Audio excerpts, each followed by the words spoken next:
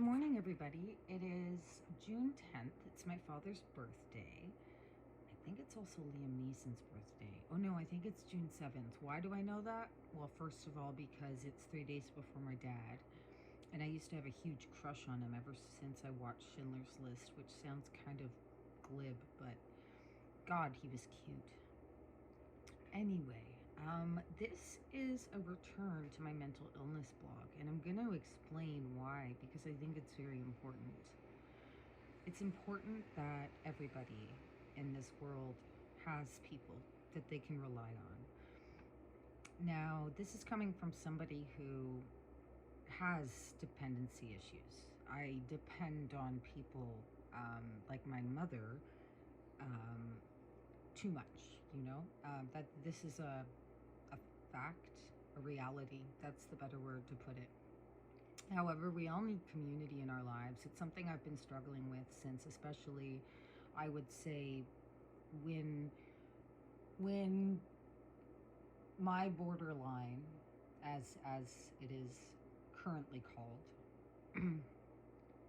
became unmanageable about 6 years ago. And my ability to function in regular everyday society was almost just not there. But all this to say, I took a little bit of a break because I think the way I was approaching the blog was a little more, I was trying to be a little more professional, but look, I mean, not everyone is going to relate to this vlog. Not everyone's going to be able to follow it, but some people will. I've got to remember that I have a way of telling my story. It's sometimes all over the place. I can blame it on my ADHD, which I also have a comorbidity with, borderline as it stands. And I'm the one who has decided to say as it stands, because although I'm not a doctor or a health professional myself, I know that diagnoses are always up to change and up to scrutiny. That's why they have a new DSM out. It's the DSM-5. And so there's a book that I draw from a lot from, it's Marsha Linehan's book on borderline. And so she will draw from the DSM-4 because it was written when the DSM-4 was the official kind of reference book for mental health diagnoses, or whatever you call it. Anyway, as far as I know. The reason I woke up this morning, it's like 4:30 in the morning. No, it's not anymore. What time is it? It's 5:21. It's because I had a dear friend yesterday, somebody who I think, because, I want to talk right now about, because like she said, why don't you, because I've been having a hard time recently. For anybody that listens to this, I've noticed on a couple of my other blogs, I got like 100 views, and I go, well, I don't know, I'm not sure, out of those 100, who know me personally and who don't. I don't know. Who knows who's listening? Whoa. And I don't mind. I'm just like any famous YouTube person. Yeah, I mean, I can understand their comfort with the camera. I'm pretty comfortable, but I'm tangenting. Anyway, but that's what's happening here. I think like one thing about this blog is I took a sabbatical from it, partly because I was starting to dabble in other ways of creating content. I mean, I have a theater background and a playwriting background. What does that mean? It means I love to create. That's all it means. I'm not trying to puff up my chest here. I don't know why I had to say that. Maybe it's part of everyday regular insecurities that most people feel, or is it part of my mental illness? Well, one thing I want to say about mental illness that I learned is that, see, my mental illness, especially with the borderline, is pretty much a very heightened person. It's a heightened person who is really prone to triggers because of past traumatic events. Traumatic. And that's all I'm going to say right now. I'm not using the word perpetrator or victim in this one, because I've been both. Now, the reason I'm even getting back into it, or I was compelled this morning, that's my favorite word these days, compelled. It's a good word. You know, not obligated, obliged. I was compelled to want to um, do this blog because of a friend, and I want to talk about friends today. Do I? Will I? I mean, I do, but am I? Am I? Okay. Because she had been concerned about me. She had voiced some concern. On my Facebook platform, I have lately been taking it as my kind of punching bag. When I'm not happy, I'll air not dirty laundry, but some pretty glib messages about the area I live in and how it's quote unquote toxic, and that nobody, cares about anybody else. And there's a place where that comes from. It comes from my own isolation of feeling not of not feeling like I don't fit in. And the reality is, most because again, I haven't had all what how many over thousand people live in this community all come to me and say, Jessica, we don't like you and we find you annoying and don't trust you. No. But the general consensus, I think, is that first there is, I, I mean, this is might be interesting to people who are going through what I am, who suffer from borderline, ADHD, and most probably characteristics of histrionics. And maybe that's just the performer part of me that I confuse. But yes, I do care about what people think, and I think a lot of us borderlines do, because we weren't validated in our childhoods. At some point that became, that was tantamount to our falling into these mental health issues. But having good friends is really important, and sometimes that is one of the first things to go. And so when bad things happen, when shit hits the fan, a lot of the times what it's important that the things around that fan stay in place, because when the things around that fan start to kind of go away too, it makes it all the more harder. Sometimes people simply can't hold on. I've driven people away, and I wouldn't for 1 second take, like,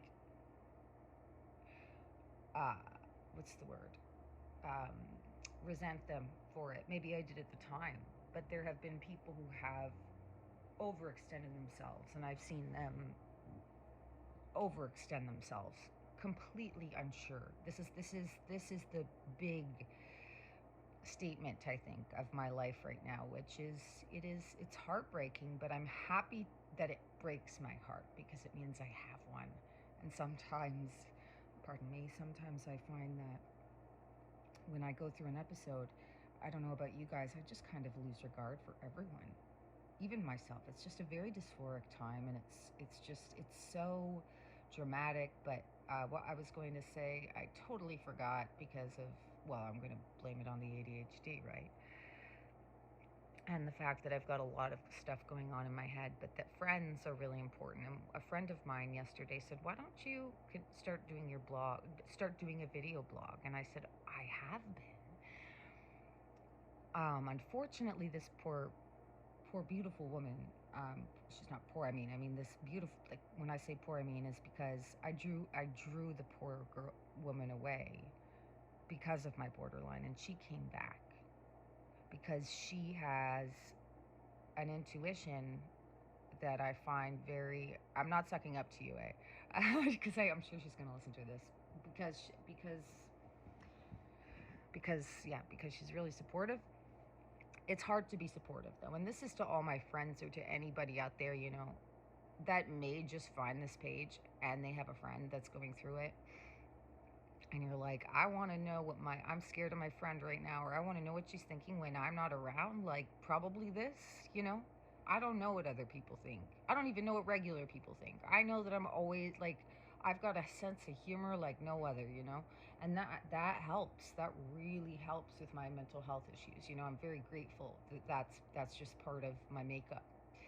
Um, but not having community, I think, is really, really what's the word? Like it's very well, it's destructive. It's what's the word? Detrimental, and especially for people with mental health issues. Unfortunately, for people like me who fall under cluster B, and again, I think there's some like debate whether borderline should be part of the cluster B because a lot of the times people feel that borderlines are out of all the cluster B are the most likely to be triggered. Obviously, I mean this is trigger and borderline are like they're like the power couple. Like those two terms, they go together like friggin' like peas in a pie or whatever you say. Um, and why do we get triggered? Well, because of past trauma, we regress, we dissociate. Um, it's different than a narcissistic collapse. When we dissociate, it's almost as if we become something else. Sometimes I feel like I can see myself doing things that I'm know are wrong, but I'm doing them, and it's like I'm underwater. And it's not an excuse. I mean, like I mean, I've faced charges before. They were dropped, thankfully, because nothing physical had happened, but it was like harassment towards an ex. I'm just mentioning it because it's the truth. I'm very honest, and I'm not filtered. And sometimes that, well, I don't know how much that served me, even when I've been honest about things that ought to be. I've been talking about normalizing certain things, not normalizing the bad behaviors, but normalizing talking about the bad behaviors and why they happen and how to stop them. That's what needs to be normalized, because I think if we normalize that, I would like to think it's not going to give us a license to behave that way. Or we're going to think, well, because people understand where it's coming from, we can behave that way. Maybe for some people, yes, but I'm thinking for the majority of people who suffer from borderline, especially, having that validation to be able to talk about things like jealousy and how it makes us feel sometimes, and how embarrassing we feel, and how humiliated and how ashamed we are of those feelings. Instead of someone saying jealousy is ugly and you shouldn't be feeling it. If you're feeling it, there's something wrong with you. No. Everything anybody feels, never feel bad for that. If it's something like, I'm not going to get into things like, I'm going to say the word pedophilia, okay? Like somebody who is born biologically, supposedly, as they say, with that. I don't want to like trigger anybody, but I mean, like, even that, like if someone, it's like being able to go, wow, I think I have this issue. I need to be honest about it and go see a doctor right away so I can figure it out. See, that's what I'm talking about. Or like for someone with borderline, okay, what would I like? Oh, I'm feeling a lot of rage right now, a lot of dysphoria. I'm feeling a lot of, or it's like I can't stop thinking about my ex, or I really, really, really want to suck it to my ex. Oh, these feelings are, instead of saying, oh, I just had that thought, no problem, no worries, no worries. No, no, no, no, no. You go, okay, this is concerning thinking. I need to write this down. I need to be aware that these are the feelings I'm feeling towards this person. And if I'm worried about reacting towards this person, I need to talk to a professional. Oftentimes, professionals won't just throw you into the mental hospital because you're worried about harassing an ex or something on those lines, you know. But I think the most important thing for all people, and I'm not going to say, like, because mental illness can scramble the hell out of your brain. And so when the people who need to articulate, the people where it's the most imperative to articulate what's going on in our heads, usually it's the hardest. And that's where medication can either make or break someone, because if you're not explaining yourself properly, and if the doctor isn't as intuitive with you as maybe, ideally they could be, whatever, there's just a lot of things that can go wrong even when asking for help. So it can be a big crapshoot. It can be like building a plane in flight. But back to this wonderful person in my life who has said things to me last night that I haven't heard for years from somebody. And then that's not to say that my friends that, are dear to me and have been around since the beginning don't think that. And I want to thank them too, and they know I love them, you know. And another thing I just want to say, for those of you who don't know, for the younger kids out there, okay, when I was, I've done a couple of group rehab stunts, AA stunts, little here and there's, little pop-ins, pop-outs. One thing they always mention, because community and friends, interpersonal relationships, interpersonal, relating to others is a huge part of the pie when it comes to any mental illness.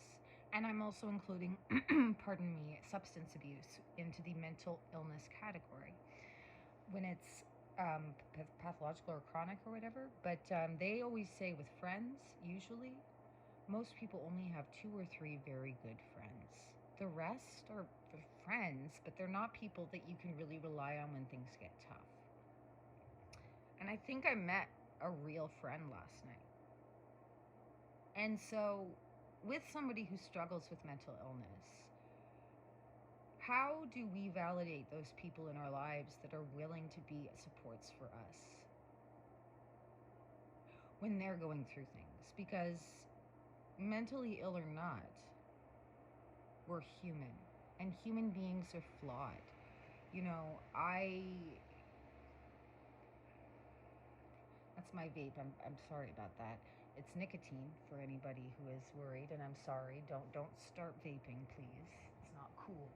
Um, Where's my coffee here? I'm in a nice mood this morning too, because I have iced coffee, like a cold brew coffee with some cream. Oof, doesn't that make it nice and easy in the morning? You wake up, you open the fridge, you pour a cup, there you go.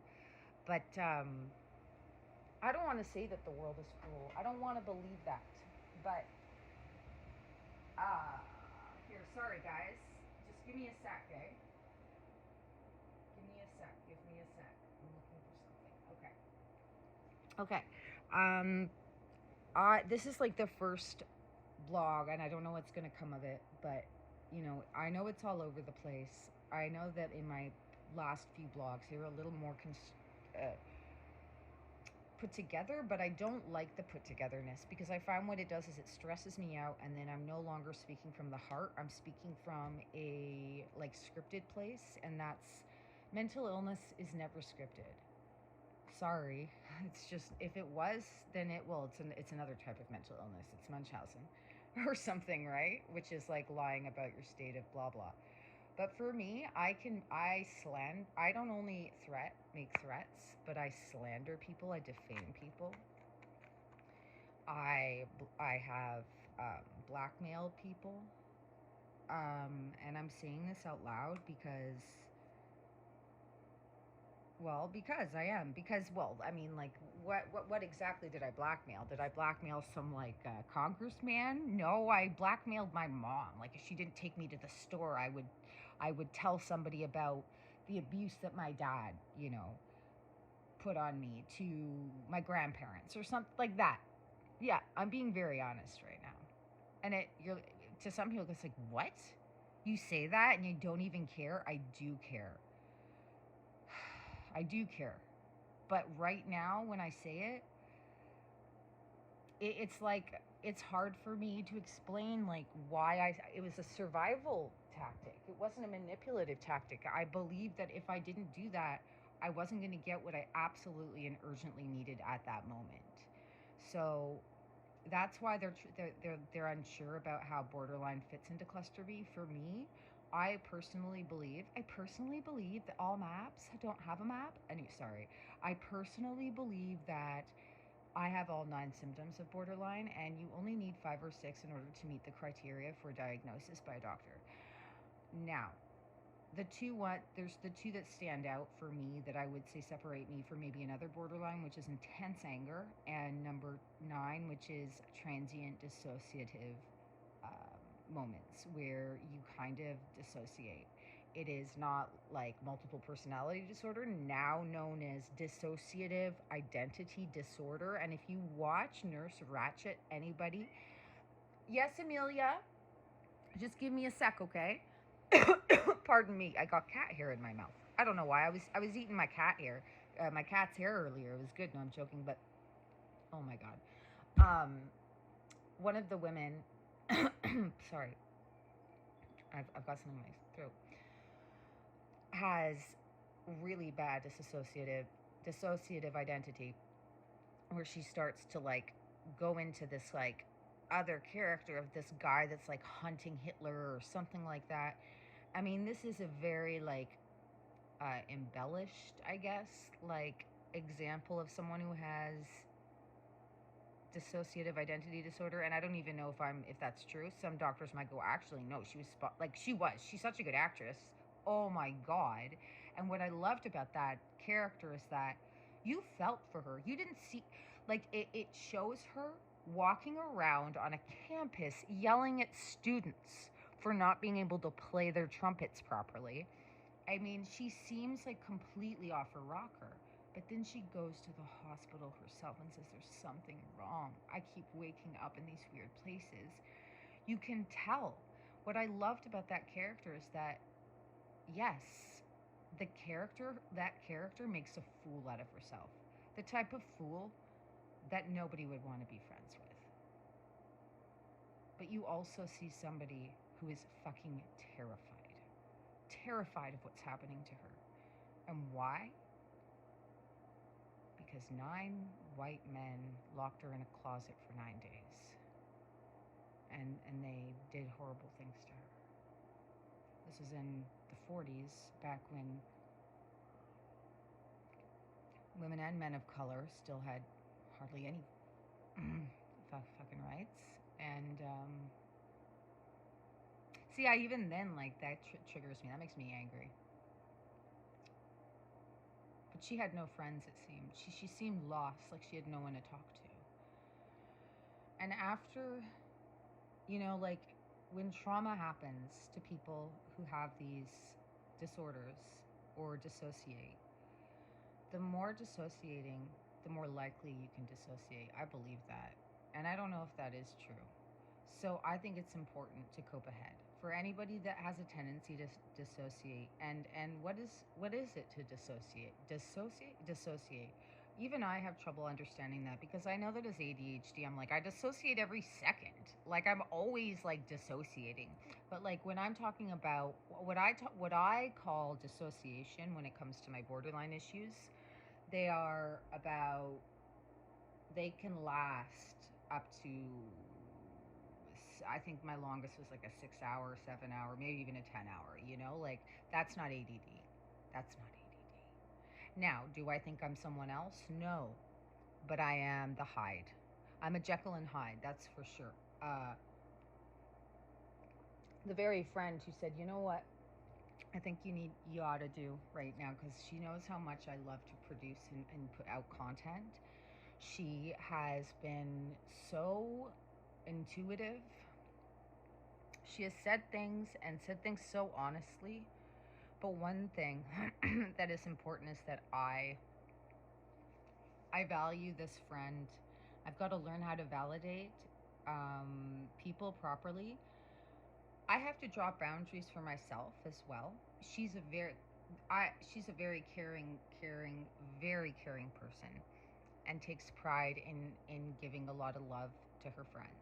And so if I and so for me, like, when I think about like my friendships, right? Like, and I've got a few good friends. I don't want to name names, but I have one good friend who lives in Toronto, and I love her very much, and there's nothing that she could do to ever make me stop loving her. I mean, she could press charges on me for like me doing something bad to someone. Like, she could like sign something that my mom asked her to sign to put me in the hospital. I'd still love her, even my mom. I mean, like, there are people in my life that I trust, and but each dynamic is different. And for me, I have a huge issue with understanding interpersonal relationships and how to be a validating friend.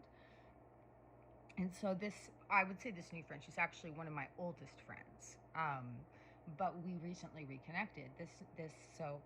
And when we reconnected, and this might be of interest and of value to people who are also going through my struggles, you might relate to this. Okay, so we reunited in the worst way possible. I'm not going to get into it, but like I drunk texted or something, not at her. It wasn't towards her, but it was a drunk text where I was like, someone's a piece of shit.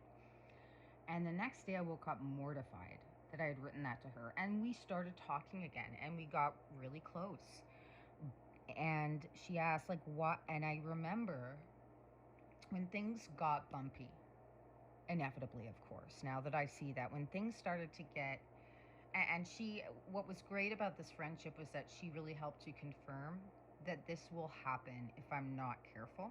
Because this has happened before where people will go, oh, it's okay, Jess, or oh, it's okay. Yeah, I get mad too.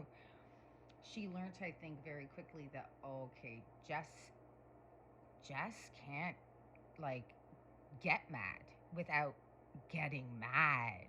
Like hospital, go to the hospital mad, like mad hatter in the hat, you mad, So that is something that I learned that I have to take responsibility for now that I know that, like, when I make new friends, when they say, oh, don't worry, have an extra drink, or oh, don't worry, I'll tell you something about this person. She had to learn, well, the hard way. I mean, she's just a sweet person, but she learned, oh, this 37-year-old woman, I can't always,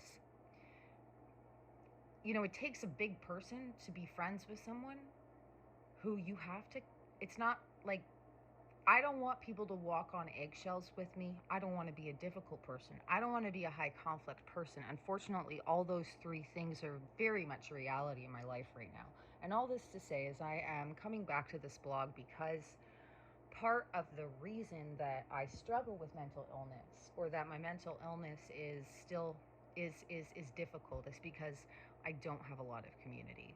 And yes, sometimes I think that it's both of us, it's me and society, that are in a bit of a standstill. And I do believe that because I don't get a lot of reach outs. When I do, they're often when I'm having my like huge Facebook attacks, I call them, like panic attack, but on Facebook, like dirty laundry attacks. And usually they're a cry for help, and they usually work, and I'm sick and tired of doing it. I call 811 too, but they don't know me, and sometimes the line is weird, and sometimes they have trouble understanding because I do live in and I live in a francophone province, and rightly so. But I am anglophone, and I have trouble speaking in French. So sometimes that can be difficult. It all depends on who you get on the 811, and that's our local. That's Canada's, or at least Quebec's, number for distress help. Uh, mm, Iced coffee, yum. I'm going to let this go. I've been talking for half an hour, but I want to thank my friend. I'm uploading this, and the reason why I haven't really been doing the blog is YouTube's like, so it's like I find it's obscure in the sense it's like my name is obscure, like my channel is super obscure. I find it's easier to get to people on my Facebook, on Instagram, even on TikTok. My TikTok is just of my cat though, because I want to just like focus on like one platform where I'm not like just like I love talking about myself and I don't care. I mean, some of it's a little much there, and I got to work on that when I'm with friends. And also when I'm with friends, I need to be really focused on them. One thing I would love to do is like when I walk into a room, like when I start doing that again, I'm not going like, how do I look? How am I perceived? I really want to work on that, because I think the quality of my life would be so much better if like when I'm with my friends, I'm just zoning in on them. And some people might go, well, that's what you do when you're with friends. Well, I do apologize to tell you right now that I don't think that's how I've been handling it. That's not I think I've always been my social anxiety as well, and my own issues with not entitlement, but my own myopicness, right? And so that's something I really want to work on. I really want to be better with my interpersonal relationships, because right now they're really tough. I'm having a tough time. I'm not very popular right now. I don't think I've ever really been all that popular, but I mean, I'm pariah unpopular right now. And not most of me doesn't like that. There's that 1% of me that's like, ha ha ha ha. But exactly, that's part of the. Yes, Amelia, I know. I gotta go. My cat's